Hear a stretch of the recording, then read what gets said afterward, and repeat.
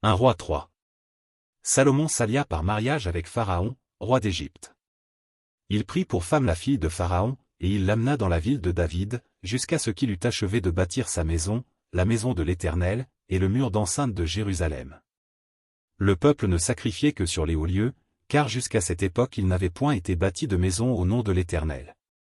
Salomon aimait l'Éternel, et suivait les coutumes de David, son père. Seulement c'était sur les hauts lieux qu'il offrait des sacrifices et des parfums. Le roi se rendit à Gabaon pour y sacrifier, car c'était le principal des hauts lieux. Salomon offrit 1000 holocaustes sur l'autel. À Gabaon, l'Éternel apparut en songe à Salomon pendant la nuit, et Dieu lui dit, « Demande ce que tu veux que je te donne. » Salomon répondit, « Tu as traité avec une grande bienveillance ton serviteur David, mon père, parce qu'il marchait en ta présence dans la fidélité, dans la justice, et dans la droiture de cœur envers toi, tu lui as conservé cette grande bienveillance, et tu lui as donné un fils qui est assis sur son trône, comme on le voit aujourd'hui.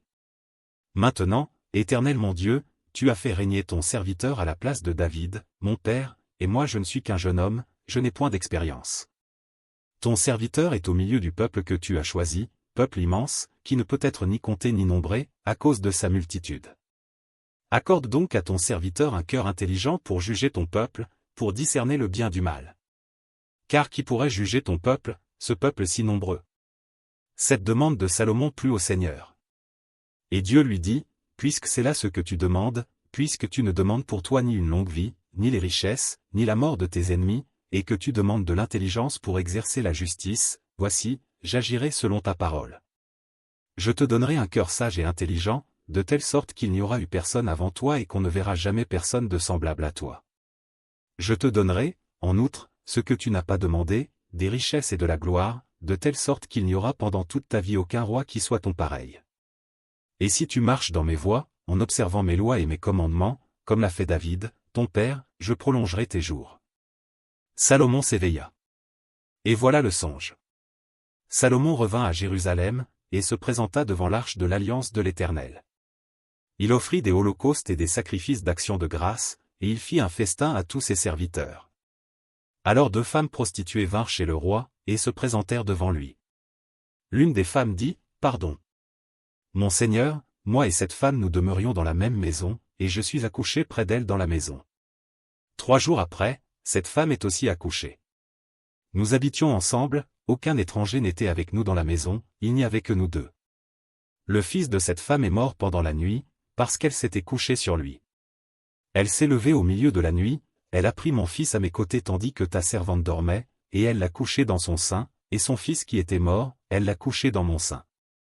Le matin, je me suis levé pour allaiter mon fils, et voici, il était mort. Je l'ai regardé attentivement le matin, et voici, ce n'était pas mon fils que j'avais enfanté. L'autre femme dit, au contraire. C'est mon fils qui est vivant, et c'est ton fils qui est mort. Mais la première répliqua, nullement. C'est ton fils qui est mort, et c'est mon fils qui est vivant. C'est ainsi qu'elles parlèrent devant le roi. Le roi dit, l'une dit, c'est mon fils qui est vivant, et c'est ton fils qui est mort, et l'autre dit, nullement. C'est ton fils qui est mort, et c'est mon fils qui est vivant. Puis il ajouta, apportez-moi une épée. On apporta une épée devant le roi.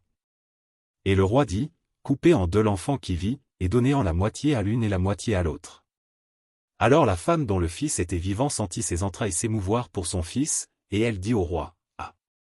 Mon Seigneur, donnez-lui l'enfant qui vit, et ne le faites point mourir. Mais l'autre dit, il ne sera ni à moi ni à toi, coupez-le.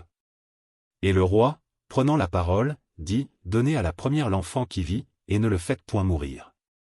C'est elle qui est sa mère. Tout Israël apprit le jugement que le roi avait prononcé. Et l'on craignit le roi, car on vit que la sagesse de Dieu était en lui pour le diriger dans ses jugements.